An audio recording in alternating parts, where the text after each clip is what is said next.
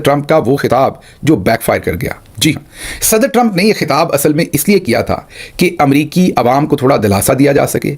उनके खिलाफ जो अमरीकी अवाम इस वक्त गुस्से में है, इज़्तिराब में है, बेचैनी में है, और उसकी वजह से सदर ट्रंप की मकबूलियत बहुत कम हो गई है और उनके खिलाफ एक तहरीक बनती हुई अमरीका के अंदर नजर आ रही है। आप सबको याद है कि 28 तारीख को जो मुजाहरे हुए उसमें किस तरह से अवाम निकल कर आई और करोड़ों अमरीकी जो थे वो सड़कों पर थे। इस सारी सूरत हाल को भांपते हुए या इसका प्रेशर लेते हुए सदर ट्रंप ने यह फैसला किया कि मैं एक खिताब करता हूं और कौम को कॉन्फिडेंस में लेता हूं, अमरीकी कौम को, कि मैंने आपके लिए कौन कौन से अच्छे काम किए और किस तरीके से मैं जंग जीत चुका हूं। लेकिन उनकी बदकिस्मती कि खिताब के दौरान ही वो बैकफायर कर गया और जिस मकसद के लिए उन्होंने खिताब किया था वो मकसद पूरा क्या होना था, बल्कि उनके लिए जो प्रॉब्लम्स थे वो और ज़्यादा खड़े कर गया ये वाला खिताब। अब सुबह उठ के वो सोचेंगे कि अब क्या करें, क्योंकि जो पहले मामलात थे खिताब के बाद वो मामलात और भी ज़्यादा ख़राब हैं। आपको बताते हैं कैसे उन्होंने कुछ बातें खिताब में की और कुछ नहीं की, दोनों के ऊपर रोशनी डालेंगे। जो की वो कौन सी थी, जो नहीं की वो कौन सी थी, दोनों आपके सामने रखेंगे।